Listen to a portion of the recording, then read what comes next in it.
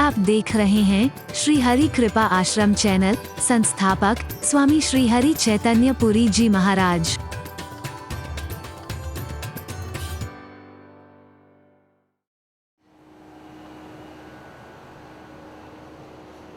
जब तुम्हारे माता पिता तुम्हें रोते नहीं देखना चाहते, तो अपने कर्मों से, अपने आचरण से, अपने व्यवहार से, अपने जीवन से तुम उन्हें रुलाने की कोशिश क्यों करते थे? याद करो मैंने क्या कहा था। तुमने बचपन में इनको बहुत गीला किया होगा, बहुत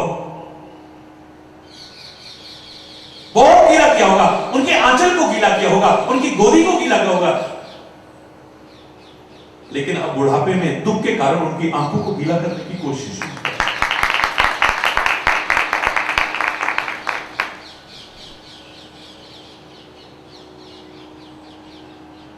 अनजाने में भी हमसे कुछ ऐसा ना हो जाए। बाल्यावस्था से इतना ध्यान रखना। देखी चरित हर्षई मन राज। हर्षित होते हैं, वाह। याद रखना, जब तुम तरक्की करते हो, तुम जीवन में आगे बढ़ते हो, मैं उनकी नहीं कह रहा हूं जो सच्चे अर्थों में माता पिता ही कहलाने योग्य ना।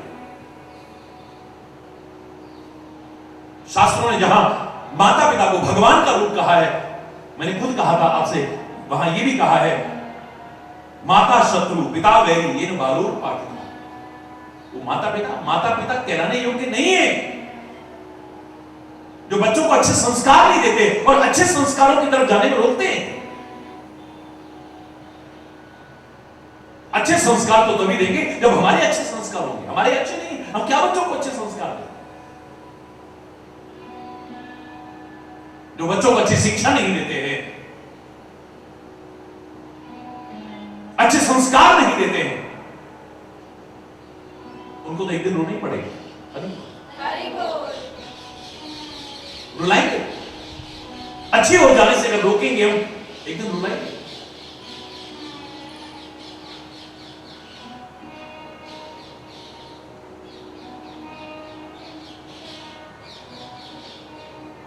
तो भी मां बाप की सेवा जरूर करना।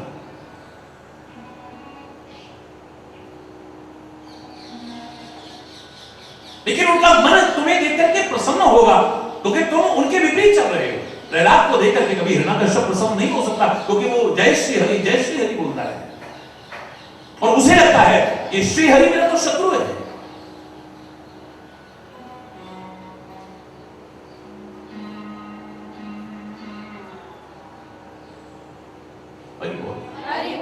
जोर से बोलो।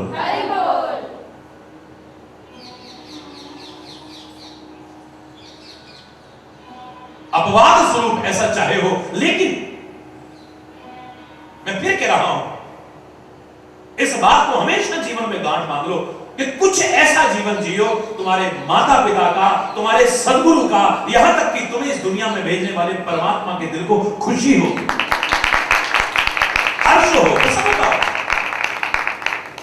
भगवान भी ये ना कहे कि इसे क्यों भेजा होगा मैंने दुनिया में, पछताए ना। सदगुरु के मन में ये ना आए इसे मैंने शिष्य क्यों स्वीकार किया होगा।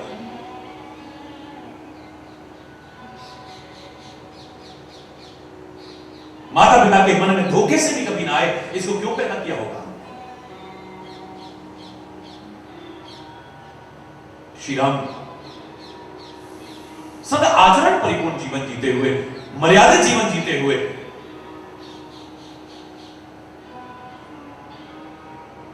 ऐसा जीवन जी रहे, ऐसा कर रहे हैं। देख चरित हर्ष नहीं मन राजा। मन में बड़ा हर्ष हो रहा है। यहां पर पिता नहीं कहा है, राजा कहा है। क्यों?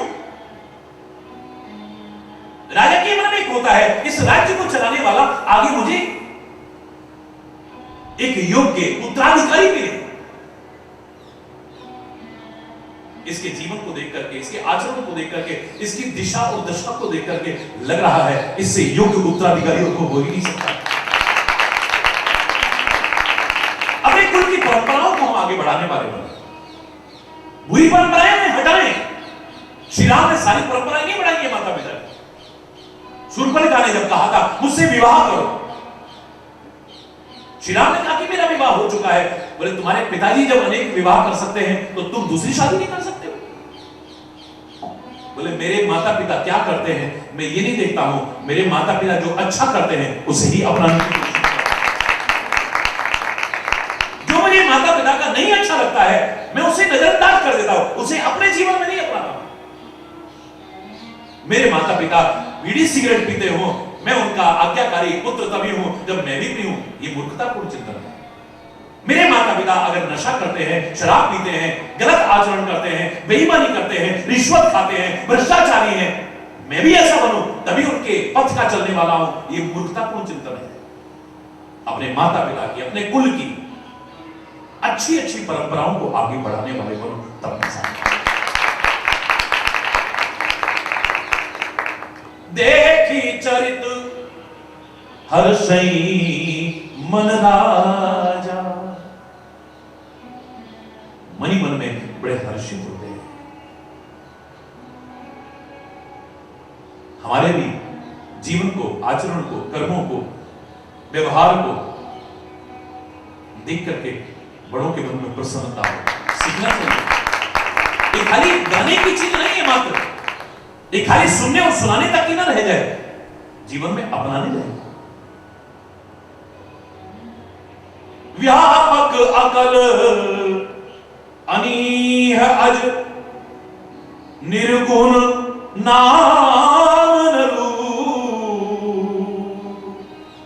भगत हेतु नाना विधि करत चरित्र अनु। जो व्यापक है, सृष्टि के कण कण में समाया है, सारी शंकाओं का समाधान एक व्यापक के शब्द से ही दूर। मूर्ति में भगवान कहां हो जाएगा, इसमें भगवान कहां से हो जाएगा, इसमें कहां, जब वो सर्वव्यापक है, सृष्टि के कण कण में समाया है, जर्रे जर्रे में समाया है, ये प्रश्न उठना हो ही नहीं सकता है कि इसमें कहां से हो जाएगा और उसमें कहां से हो जाएगा। हाँ, मैंने कहा था मूर्ति में ही भगवान है, मैंने भी कभी नहीं कहा, और मूर्ति में भी भगवान है ये तो सिद्ध होता है। जब सर्वत्र है, सर्वव्यापक है, तो इन प्रश्नों को कोई आधार नहीं मिलता है। अगर कोई कहे हमें नहीं दिखता, हम कैसे मान लें? मेहंदी में लाली दिखती है क्या? पर होती है, प्रयास कर दिख जाएगी। दूध में मक्खन होता है, दिखाई देता है क्या? तेरे शरीर में दर्द होता है, दिखता है कभी? अगर तू किसी से कहे मेरे पेट में दर्द हो रहा है और कोई कहे हम कैसे मान ले, हमें तो नहीं दिख रहा, रोता रहेगा तू। कितनी चीजें ऐसी हैं जो नहीं दिखती हैं पर हम मानते हैं। हवा चल रही है, हम महसूस कर सकते हैं, दिखाई नहीं देती है। बिजली में, इसमें तार में से करंट जा रहा है, होता है, दिखाई नहीं देता है। हरि बोल, जोर से बोलो, हरि बोल।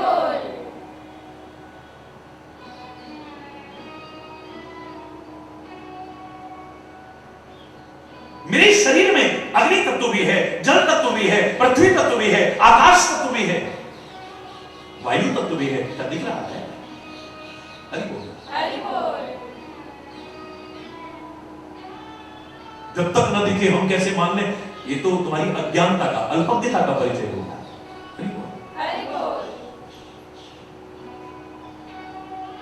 वाल्मीकि ने कहा था, प्रभु आप कहते हो मुझे निवास बताओ, मैं कहां रहूं? मुझे वो जगह बता दो जहां आप ना हो, बता दूंगा वहां रह लो। ऐसी कौन सी जगह है जहां तुम नहीं? हरि व्यापक सर्वत्र समाना, पर प्रेम के प्रकट हो ही में जाए। अब जग में सब रहित विरागी, प्रेम ते प्रभु प्रगट ही जिन आगे। लकड़ी में आग है, वरना जरा सी माचिस की तीली से आपके वो इतना आग कैसे आ जाती है? उसमें अग्नि तत्व तो है, पर निराकार रूप में। या तो उसे घर्षण करो, आग प्रकट हो जाएगी। चकमक में आग होती है लेकिन दिखाई नहीं देती है। घर्षण करते हैं, पत्थर को भी ऐसे मारेंगे, रगड़ेंगे, आग निकल आएगी उसमें से। हरि बोल। गुलाब में खुशबू है या दिखाई देती है? सुगंधी है उसमें। गन्ने में मिठास है या दिखाई देती है?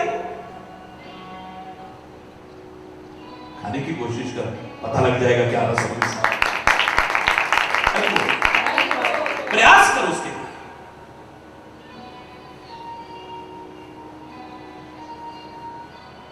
मैंने कहा था ना, एक शहंशाह ने कहा अपने वजीर से,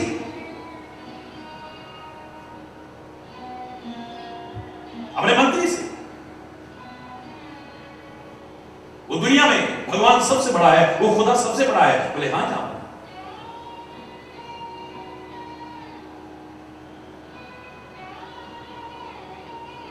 थोड़ी देर बाद आई गई हो गई, वो फिर कहने लगा, हे वजीर, दुनिया में हम सबसे बड़े हैं। बोले हां जाओ, आप सबसे बड़े। बादशाह को गुस्सा आ गया। चापलूस मंत्री तो राज्य का नाश कर देते हैं। सचिव वैद प्रिय सचिव वैद गुरु तीन जो प्रिय बोले ही भय आस, राज धर्म तन तीन कर होए बेगे ही नाश।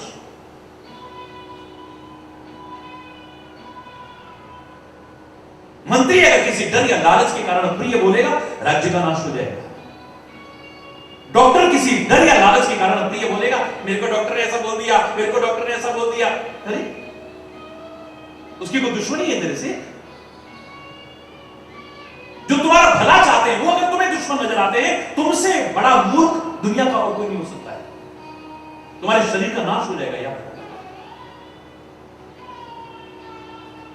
मंत्री अगर किसी डर या लालच के कारण प्रिय बोलेगा, राज्य का नाश हो जाएगा। डॉक्टर अगर किसी डर या लालच के कारण प्रिय बोलेगा, शरीर का नाश हो जाएगा। और अगर गुरु किसी डर या लालच के कारण प्रिय, हमारे धर्म का नाश हो जाएगा। बादशाह कहने लगा, मंत्री तुम तो मेरे राज्य का नाश कर। चापलूस मंत्री। मंत्री कहने लगा, महाराज आप चाहे जो गाली मुझे दे दीजिए, चाहे जो दंड दे दीजिए, लेकिन ये गाली मुझे मत देना कभी। चापलूस। चापलूस नहीं हो तो क्या हो? मैंने कहा मैं सबसे बड़ा हूं दुनिया में। तुमने कहा हाँ। मैंने कहा वो भगवान, वो खुदा, वो अल्लाह सबसे बड़ा है। तुमने कहा हाँ। दोनों बात एक साथ कैसे सच हो सकती है? ये चापलूसी नहीं है तो क्या है? बोले जहापना ये दोनों बात सच है। कैसे? बोले आपको जहापना एक अधिकार ऐसा है जो उस परमात्मा को भी प्राप्त नहीं है, उस खुदा, अल्लाह, वाहिगुरु जो भी कहते हो उसको प्राप्त नहीं है। ऐसा क्या अधिकार है? बोले आप किसी को भी देश निकाला दे सकते हो, लेकिन वो परमात्मा किसी को देश निकाला नहीं दे सकता है।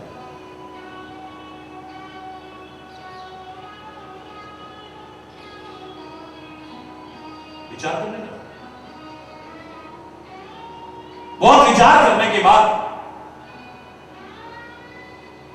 और सब धर्म सभासदों से सलाह करने के बाद बोला बात तो ठीक है, परमात्मा ने किसी को देश निकाला दिया हो कभी? एक उदाहरण नहीं मिलता है।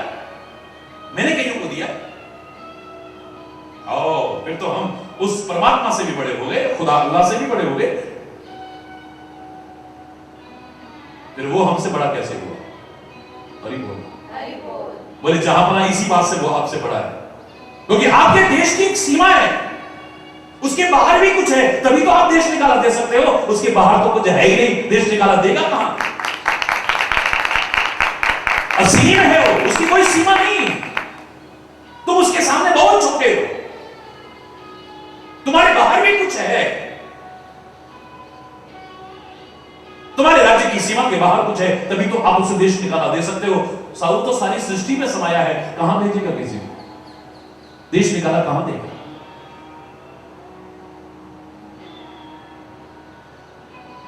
व्यापक अकल अनीह अज निर्गुण नाम नरू।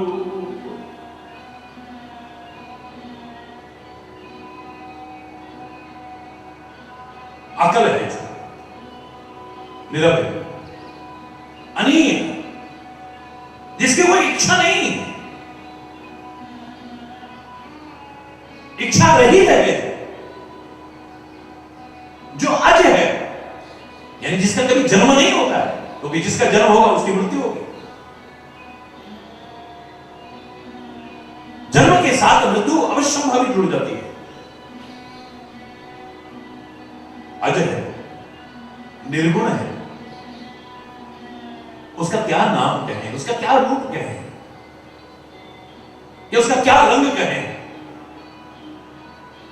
ऐसा जो परमात्मा है, भगत हेतु नाना विधि करत चरित्र अनूप। भक्तों के लिए वो मानव का शरीर धारण करके आ गया, और उसका नाम भी है और उसका रूप भी है। कोई उसे श्याम कह देता है, कोई उसे घनश्याम कह देता है, कोई सांवरा सलोना कह देता है, कोई कुछ कह देता है, कोई कुछ कह देता है, और उसका एक नाम भी। और एक क्या कितने नाम रख लिए हैं, सहस्त्र नाम भी छोटे रखते हैं। हरि बोल।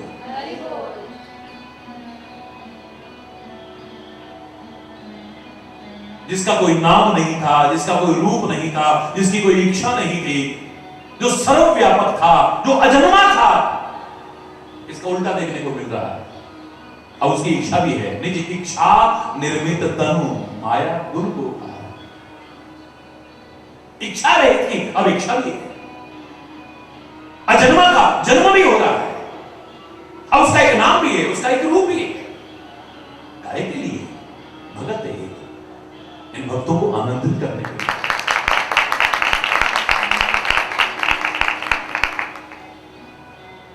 जो निराकार है वो निराकार बन गया। हरि बोल। हरि बोल। निराकार निराकार बन गया है, और कहीं निराकार बन गया है। जल के रूप में वही है। सारी सृष्टि का उद्गम इसी से है। तभी तो हमारी संस्कृति कहती है इस जल का भी कभी अपमान नहीं करना चाहिए, तिरस्कार नहीं करना चाहिए, इसे अपवित्र नहीं करना चाहिए। यह भी परमात्मा का स्वरूप है।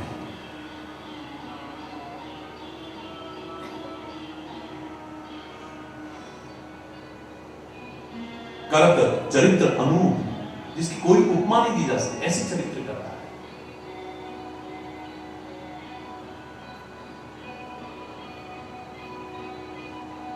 मानव बन करके मानव मात्र को सिखाने आया है, इसलिए अवतार कहते हैं। उतर आता है, नीचे उतर आता है, ऐसी ऐसी लीलाएं करता है, अच्छों की बुद्धि भ्रमित हो जाती है। ये भगवान है कोई, ये भगवान है कोई, ये भगवान है कोई।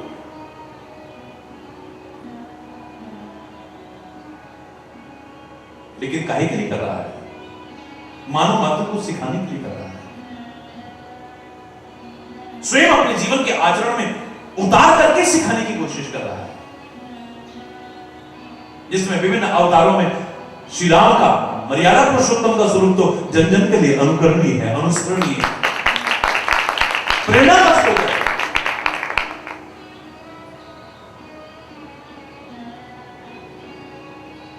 मात्र किसी जाति, किसी धर्म, किसी संप्रदाय के नहीं है राम। मेरे परमात्मा, मेरे अवतार, परमात्मा की विभूतियां, पृथ्वी, आकाश, नदियां, ये किसी वर्ग विशेष के लिए नहीं है, जन जन के लिए। ये सबके हैं, सब इनके अपने हैं, कोई भेदभाव नहीं है।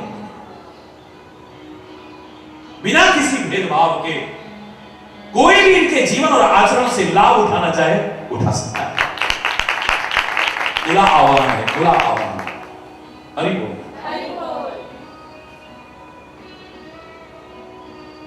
और क्या क्या बाल लीलाएं की हैं, और उनको माध्यम बनाकर के क्या क्या सिखाया है उनको, उन्हीं की कृपा से चर्चा करेंगे। आज यही समय अभाव के कारण अगर कोई गलत शब्द निकला तो उसके लिए क्षमा चाहता हुआ अपनी वाणी को विराम दूंगा। एक बार जोर से बोलेंगे, धर्म की अधर्म का, प्राणियों में, विश्व का, गौ माता की,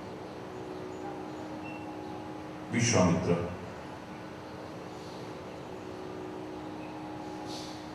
महामुनि, महाज्ञानी,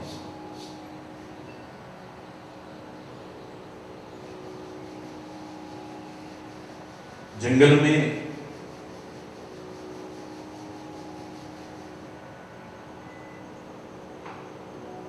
बहुत ही शुभ आश्रम में निवास करते हैं।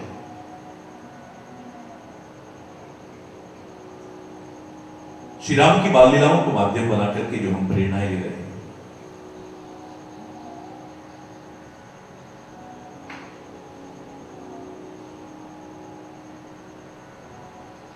उसी के अंतर्गत ये चरित्र भी आता है।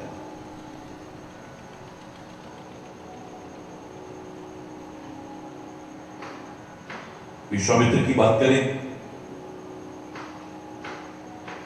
भारतीय परंपरा और मूल्यों का इतना सुंदर दर्शन इनके जीवन में होता है, जो बताता है कि हमारा जन्म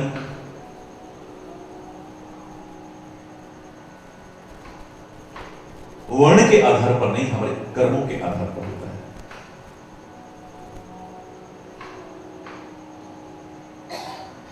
लौकिक रूप में देखें तो क्षत्रिय वर्ण में पैदा हुए, लेकिन अपने जीवन के रहते ब्रह्म ऋषि कहलाए।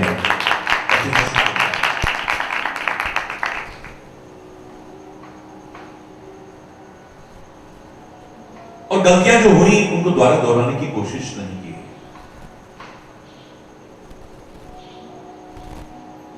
मनवांछित देने वाली वो गाय वशिष्ठ मुनि के आश्रम में देख करके इनके मन में उसे प्राप्त करने का भाव हुआ। ये तो राजा के पास होनी चाहिए, ऋषि मुनियों की क्या आवश्यकता है। वशिष्ठ के मना करने पर क्या कुछ अनर्थ नहीं हुआ। और आगे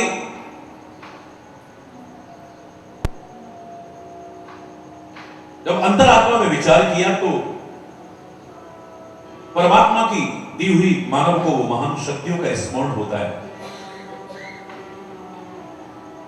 तपस्या के बल पर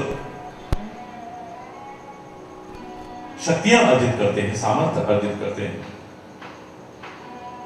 और ये एहसास करा देते हैं मानव मात्र को कि अपने मनवांछित के लिए आपको और जगह भटकने की आवश्यकता नहीं है, किसी कल्प वृक्ष की आवश्यकता नहीं है, किसी कामधेनु की आवश्यकता नहीं है। ए मानव, तू चाहे तो इतनी शक्ति और सामर्थ्य अर्जित कर सकता है, अपनी तो क्या औरों की भी कामना पूरी करने योग्य हो सकता है।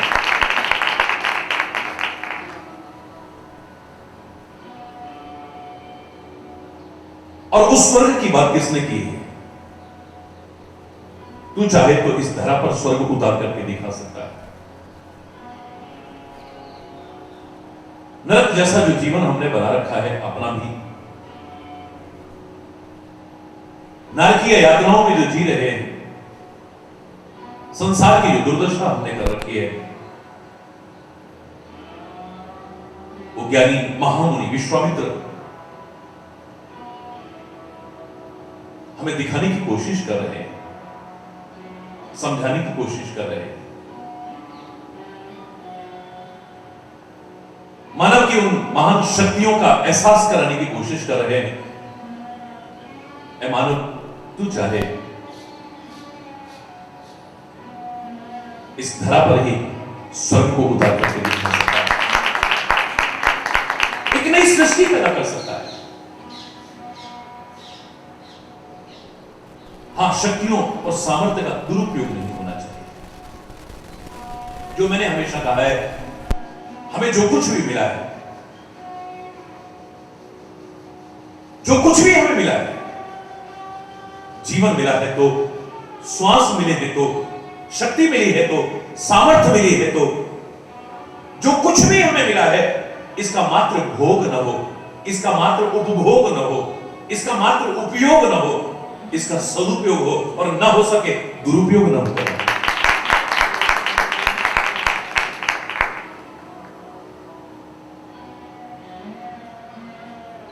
कभी इतनी क्रोध में रहते थे ये विश्वामित्र,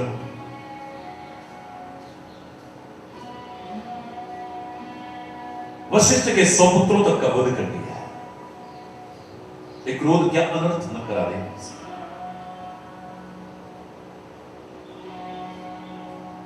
लेकिन विचारपूर्वक जब जीवन में दिशा परिवर्तन किया है, आज इतनी शक्ति और सामर्थ्य होने के बावजूद मारीच, सुबाहु, ताड़का जो उन्हें तंग करते हैं, उनको भी खत्म नहीं कर पा रहे हैं। विश्वामित्र मुनि चाहे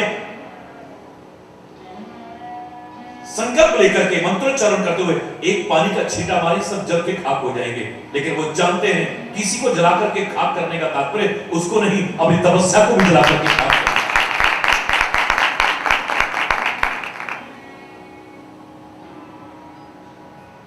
जिसका जो काम है वही करें तो ज्यादा अच्छा है।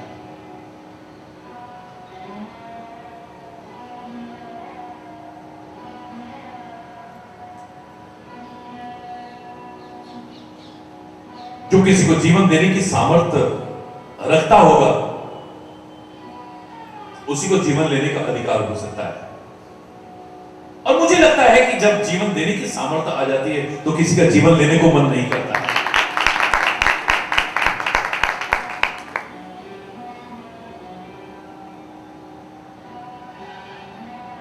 ये मेरा काम नहीं है। मेरे कार्य में अगर बाधा पैदा हो रही है, आश्रम में रहते हैं, जब यज्ञ योग करते हैं,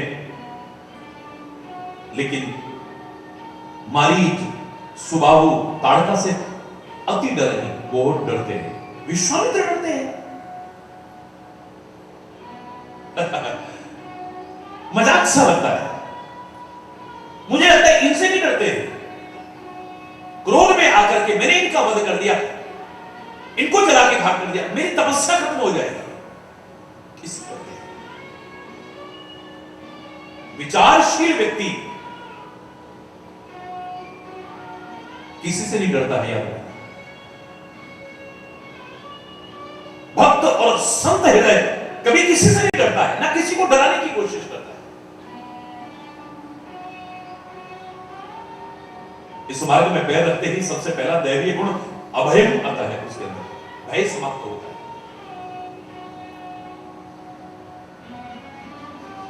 वो अगर डरता है तो काल से भी नहीं, किसी से भी नहीं डरता है। तो इस बात से डरता है, मुझसे कुछ गलत ना हो जाए, किसी की बुराई ना हो जाए, किसी का बुरा ना हो जाए, मेरा जीवन गलत दिशा में न चला जाए, बस मेरे सद्गुण नष्ट न हो जाए, मेरा सद आचरण कहीं नष्ट न हो जाए,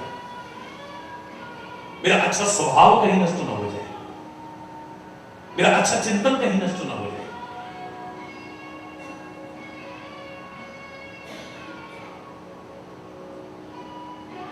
इसलिए वो सामने वाला कैसा है ये नहीं देखता है। सामने वाला बुरा है, सामने वाला बुरा कर रहा है, सामने वाला बुराई कर रहा है, उसे इससे भी कुछ लेना देना नहीं, मुझसे कुछ बुरा ना हो जाए, इसी पर निर्भर है।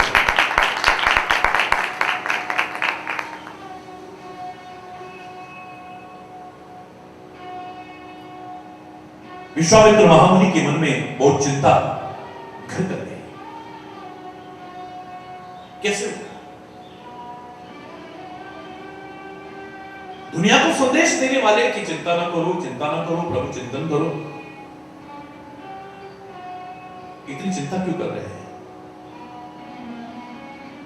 मुझे लगता है संत भी चिंता करते हैं, हमारा सद्गुरु भी चिंता करता है, मेरा परमात्मा भी चिंता करता है।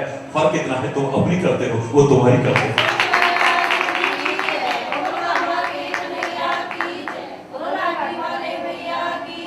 इस समाज की दुर्दशा कैसे दूर हो, इस बात की चिंता है।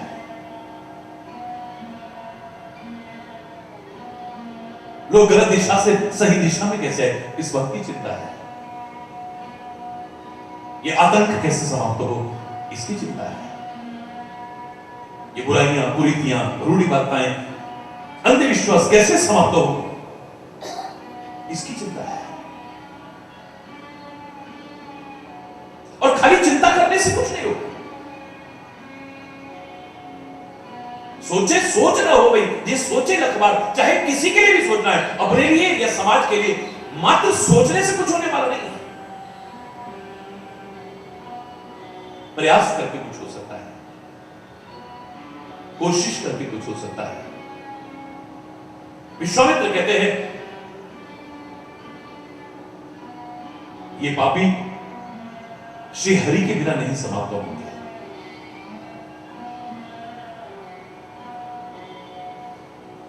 हरि बिना मरही न निशिचर पापी। ये राक्षस, ये पापी राक्षस परमात्मा श्री हरि के बिना खत्म होने वाले नहीं।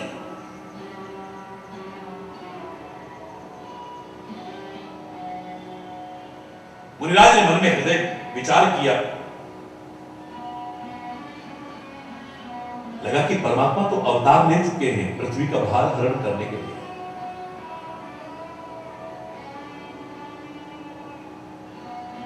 धर्म की संस्थापना के लिए, धर्म के विनाश के लिए अवतार ले चुके हैं।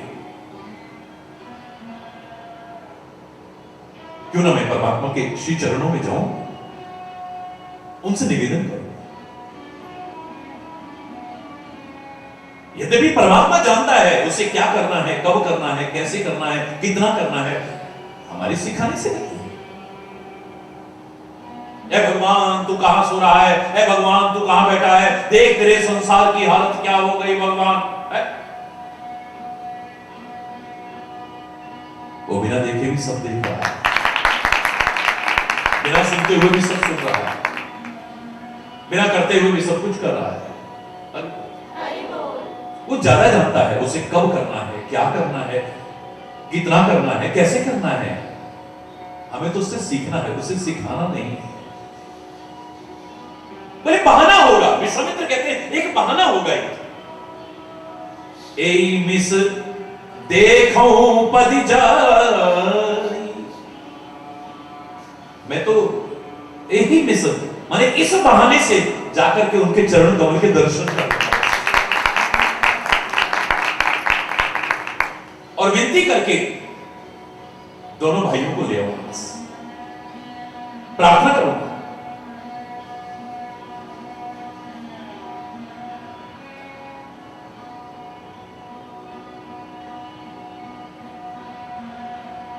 ज्ञान विराग सकल गुण अहिना, सो प्रभु मैं देखूं भर नैना। हर चीज के भंडार है, नेत्र भर के उनके दर्शन करूंगा। अपने नेत्रों को सफल करूंगा, अपने जीवन को धन्य करूंगा।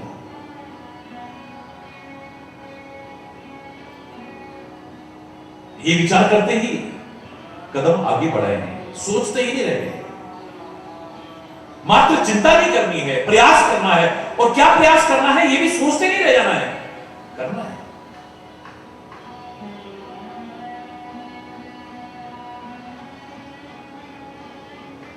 गलत मन में भाव आए उसे टालने की कोशिश करना। अच्छा मन में भाव आए तुरंत करने की कोशिश करना।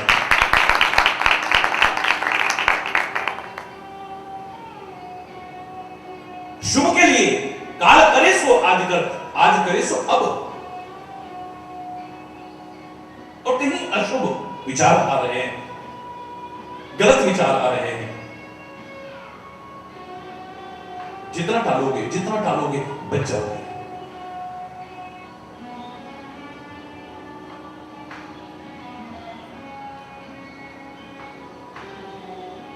बहुविधि करत मनोरथ, जात लाग नहीं बार। करि मज्जन सरयू जल, गए भूप दरबार। विश्वामित्र ने एक क्षण का भी विलंब नहीं किया है। जात लाद नहीं बार, देरी नहीं की बिल्कुल भी, पहुंचने में भी देरी नहीं हुई। कदम आगे आगे बढ़ते जा रहे हैं।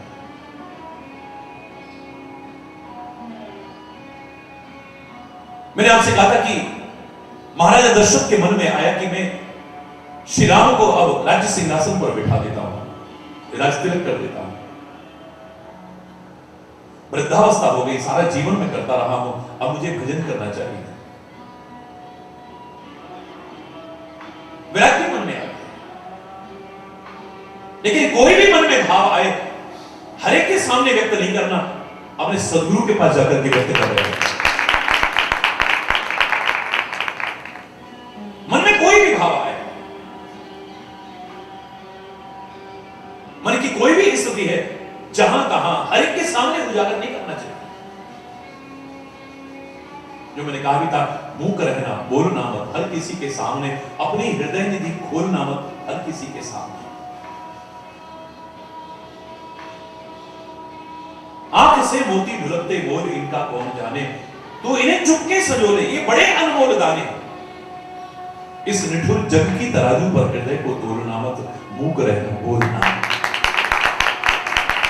हर एक के सामने नहीं, चाहे जो बड़ जाकर के बोलना शुरू कर दे। अच्छा हो बुरा हो, कोई भी भाव क्यों ना हो, सुख हो दुख हो, कोई भी भाव क्यों ना हो, हर एक के सामने व्यक्त नहीं करना चाहिए। रामायण में इशारा भी है, जब संतान नहीं है तो हर एक के सामने दुख नहीं रोया है, निज दुख सुख सब गुरु ही सुनाए। अपना सारा दुख सुख जो भी था अपने सदगुरु के सामने जाकर के वर्णन किया है महाराजा दशरथ ने। आज भी जो मन में भाव आया, सीधे आश्रम पर पहुंचे, गुरु महाराज के चरणों में प्रणाम किया और निवेदन किया। ऐसा मेरे मन में भाव आया है, आप कोई मुहूर्त निकाल दो तो मैं राम को राज तिलक दिन, कोई शुभ वार तिथि घड़ी नक्षत्र लगन मुहूर्त निकाल करके देखिए ना गुरुदेव। लगता है गुरुदेव ने भी यही इशारा किया है, कभी शुभ विचार आए, मंगल विचार आए, कोई पुण्य करने का भाव आए, कोई अच्छा करने का भाव आए, उसके लिए मुहूर्त मत देखो, तुरंत कर दो। गलत आए उसे टालो। कल करूंगा, कल करूंगा, कल करूंगा, कल कल करते काल आ जाएगा, कल कभी नहीं आता है यार। हरि बोल। गुरुदेव ने कहा मुहूर्त देखने की आवश्यकता नहीं है राजन।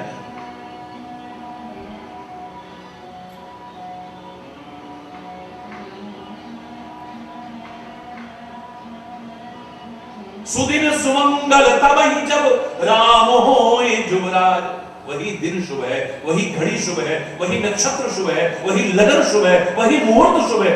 जब तुम्हारे मन में जो ये अच्छा भाव आया वो कर दो, राम को राज तिलक दे दो, कोई मुहूर्त देखने की आवश्यकता नहीं। राजा है, राजधर्म का निर्वाह करते हुए गुरुदेव की आज्ञा मिल चुकी है, फिर भी मंत्री से विचार करते हैं। ऐसा ऐसा मेरे मन में भाव आया। मंत्री भी अच्छा मिला है, ये अयोध्या के सौभाग्य हैं, उसका नाम भी सुमंत्र बता रहा है, ये अच्छे मंत्र देने वाला, अच्छी सलाह देने वाला है, बुरी सलाह देने वाला है। मंत्र माने सलाह, सुमंत्र यानी अच्छा मंत्र देता है, अच्छी सलाह देता है। मंत्र शब्द से ही मंत्रणा बना है और उसी से मंत्री शब्द बना है। मंत्री भी कहता है, हे महाराज, जग मंगल भल काज विचारा, आपने संसार के भलाई के लिए बड़ा अच्छा विचार किए, न लाइए बात, देर मत करना इसे, एक क्षण का भी विलंब मत करिए, आपके मन में आया है इसे कर डालिए। गुरुदेव ने कहा तुरंत कर दो, बेगिए नाथ न लाइए बारा। मंत्री ने भी कह दिया देर मत करो, इसे जल्दी कर दो, लेकिन राजा कहता है राम ही काल देव युवराज, मैं कल राम को युवराज पद दे दूंगा। हरि बोल, हरि बोल। इतिहास साक्षी है, कल कल करते काल आ गया। महाराजा दशरथ अपने जीवन के रहते राम को राज तिलक नहीं कर पाए। अच्छा मन में भाव है कर डालो। विभिन्न प्रकार के मनोरथ करते हुए देरी नहीं लगी है। विश्वामित्र अवध में पहुंचे हैं, सरयू में स्नान किया है और राजा के द्वार पर पहुंचे। राजा ने सुना कि मुनि विश्वामित्र आए, विप्र समाज को लेकर के सम्मान सहित उन्हें लेने गए हैं। आप दंडवत प्रणाम किया है, सम्मान किया है, अपने साथ आदर पूर्वक ला करके अपने सिंहासन पर बिठाया और स्वयं महाराज चरणों में बैठ गए। अब सोचिए संत का कितना बड़ा सम्मान है, कितना बड़ा स्थान है, कितनी बड़ी गरिमा है, कितनी बड़ी महिमा है। परमात्मा भी अवतार लेकर के आया है तो संतों के, गुरुओं के, महापुरुषों के चरणों में प्रणाम करता है। चक्रवर्ती सम्राट तक अपने सिंहासन को छोड़ करके एक लंगोटी छाप बाबा तक को सम्मान देकर के बिठाता है, चरणों में बैठ करके अपना सौभाग्य मानता है।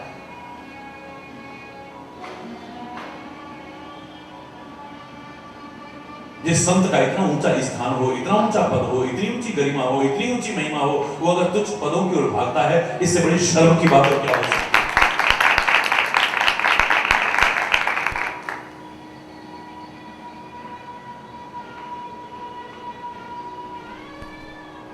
अपने वेश की गरिमा को अगर बनाए रखें, मर्यादा को बनाए रखें, तो बड़े बड़े आकर के इन चरणों में झुकते हैं। इससे बड़ा पद और क्या हो सकता है? जिसने परमात्मा के पद पकड़ लिए हो, यानी चरण पकड़ लिए हो, उससे बड़ा पद ना दुनिया में था, ना कोई है, ना आगे हो सकता है।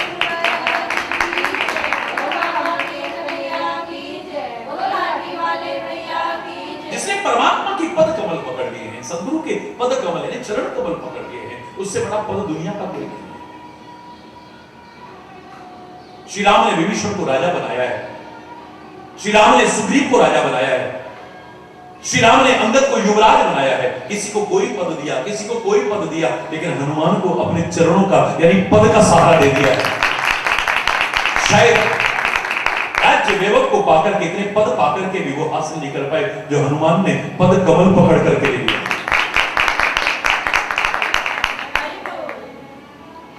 तभी तो विचारवान कहता है सब छूट जाए लेकिन तेरे पद कमल न छूट, मेरा मन भौरा बन जाए। जैसे कमल को छोड़ करके भौरा कभी जाना नहीं चाहता है, मर मिटने को तैयार है। कमल में बैठे बैठे बैठे बैठे इतना मुग्ध हो जाता है, कब संध्या काल हुआ, कब पंखुड़ियां बंद हुई, उसे एहसास ही नहीं है, जान दे देता है। जैसे भौरा कमल के अंदर अपनी जान दे देता है लेकिन उससे दूर नहीं होना चाहता है, ऐसे ही तेरे पद कमल, तेरे चरण कमल का भौरा बन जाए मेरा मन, उसमें से कभी दूर जाना ही ना चाहे, क्या काम करे, कभी दूर ना जाना चाहे। हरि बोल, हरि बोल। सम्मान सहित लाकर के सिंहासन पर बिठाया, स्वयं चरणों में बैठ गए, जल मंगाया, चरण कमल पखार करके पूजा की। मौसम आज धन्य नहीं दूजा, मेरे जैसा और कौन धन्य होगा आज। संत कृपा करके स्वयं पधारे हैं।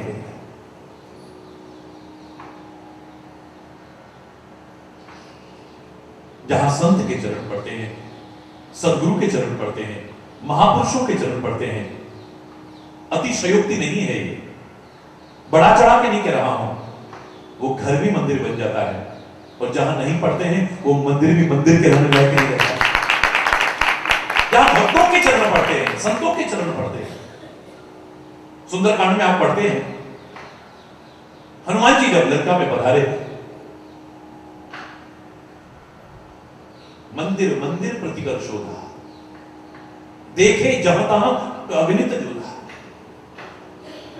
हर राक्षस के महल में गए, लेकिन तुलसीदास उन राक्षस के महलों को घर नहीं कह रहे, महल नहीं कह रहे, भवन नहीं कह रहे, मंदिर कह रहे।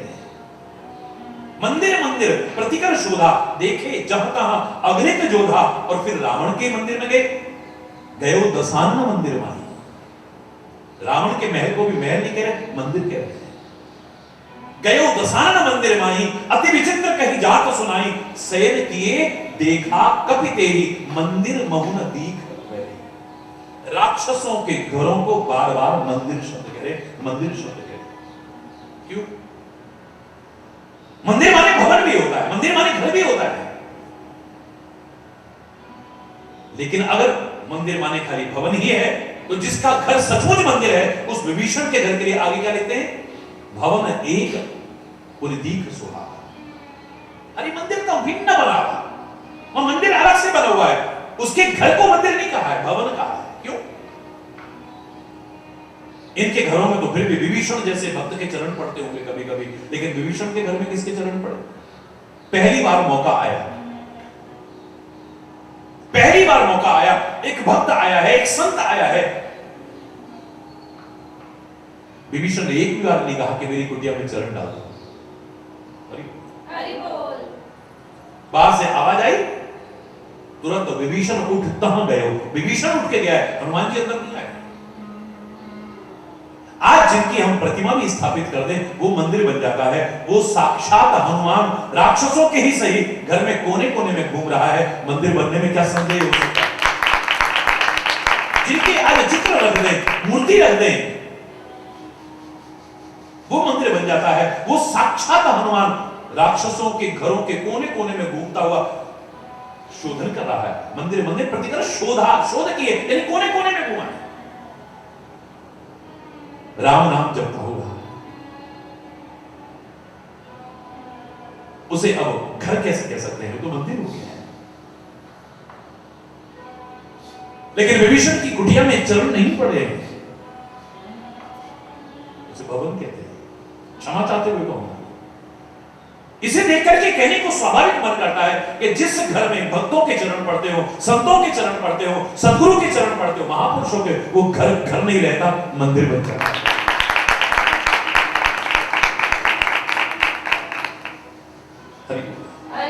वहां शुभ होगा, मंगल होगा, आनंद होगा, और जहां से उनके चरण हट जाते हैं वहीं अमंगल होने लग जाता है। दुख, रोग, शोक, भय, चिंता डेरा जमा लेती है उस घर के अंदर। हरि बोल।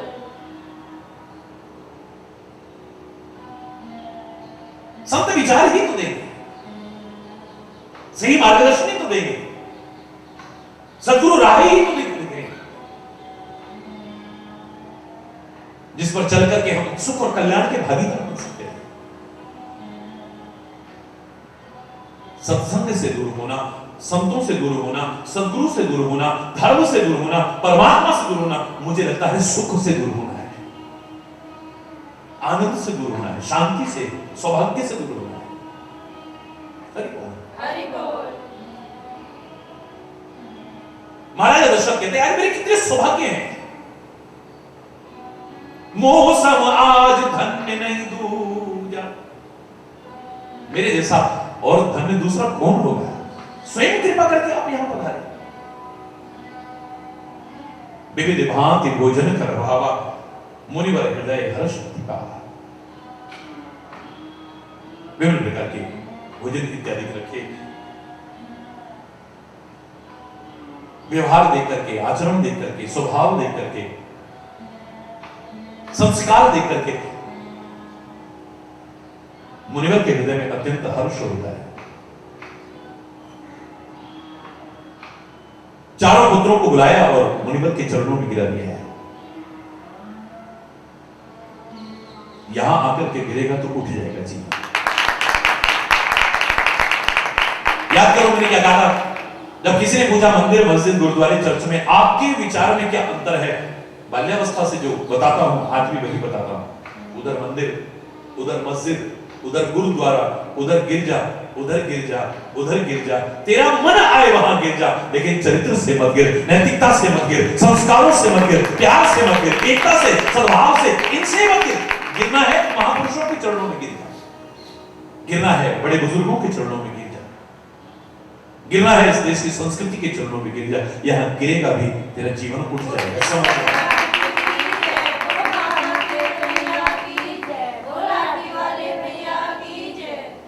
चारों पुत्रों को मुनिवर के चरणों में गिरा दिया। लेकिन राम को देख करके तो विश्वामित्र सब सुदबुद भूल गए। हरि बोल, हरि बोल, जोर से बोल, हरि बोल, और जोर से बोल। हरि बोल। मुख शोभा देख करके मगन हो गए,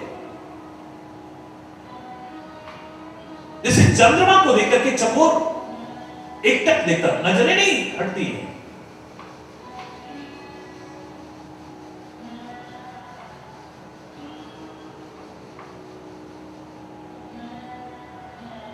महाराज दशरथ मन में बड़े प्रसन्न हुए, क्योंकि याद है इतिहास, ये विश्वामित्र पहले भी एक बार अयोध्या में आए थे जब राजा हरिश्चंद्र थे,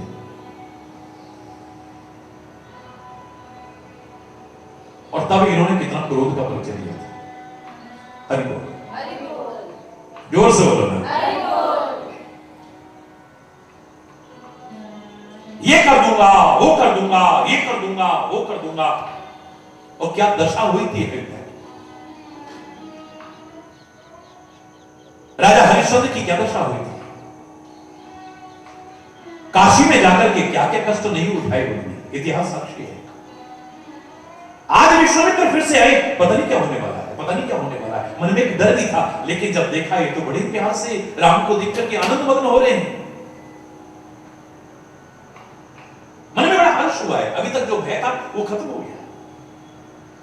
राजा कहने लगे, मुनि अस कृपा न कीन्यु काऊ।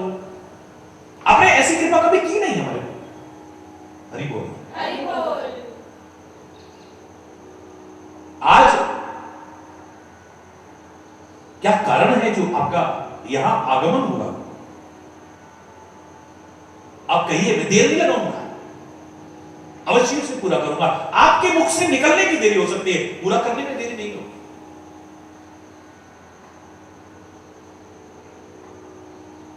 ठीक है? विश्वामित्र मुस्कुराते हुए कहते हैं, हे राजन, मुझे राक्षस बहुत सताते हैं, मुझे यज्ञ नहीं करने देते, मैं तुमसे कुछ मांगने आया हूं। राज समाज भौचक्का रह गया कि विश्वामित्र, जिसके पास आज इतनी शक्ति सामर्थ्य है, नई सृष्टि पैदा कर सकता है, वो मांगने आए हैं। और तो और महाराज दशरथ के मन में भी ऐसा आया, ये मांगने आए हैं। मन में आया कि क्या मांगने आए हो? उनके मन में आया, मुनि विश्वामित्र पहचान गए, बोले कुछ और नहीं मांगने आए हो। अनुज समेत देहु रघुनाथा, निशिचर वध में हो सनाथा। अब मुझे समझ में आ गया है, तब समझ नहीं थी। तब मैंने अयोध्या का राज्य मांगा था, अब तो राजाओं के राजा, महाराजाओं के महाराजा को मांगता हूं, कुछ और नहीं।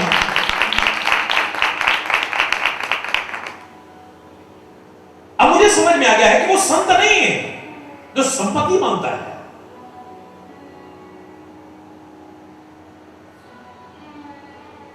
तुम्हारी संपत्ति नहीं चाहिए, तुम्हारा राज्य नहीं चाहिए, तुम्हारा वैभव नहीं चाहिए, तुम्हारा धन नहीं चाहिए, तुम्हारा खजाना नहीं चाहिए मुझे। सच्चा संत तुम्हारी संपत्ति नहीं, तुम्हारी संतति चाहता है।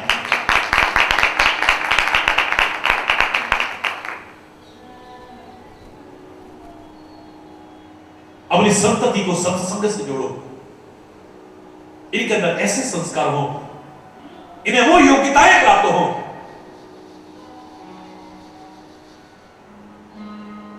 ये तुम्हारे कुल को, गौरव को बढ़ाने वाले हो, राष्ट्र के गौरव को बढ़ाने वाले। मुझे कुछ और नहीं चाहिए। अगर देना ही चाहते हो, लक्ष्मण सहित राम मुझे दे दो। हरि बोल, हरि बोल। राक्षसों का वध हो जाएगा और मैं सनात हो जाऊंगा। क्या अभी तक अनाथ क्या? हरि बोल, हरि बोल।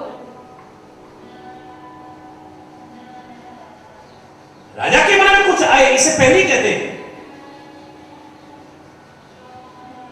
देहु भूप हर्षित मन तजहु मोह अज्ञान, धर्म सुजस प्रभु तुम कहां इनकर अति कल्याण।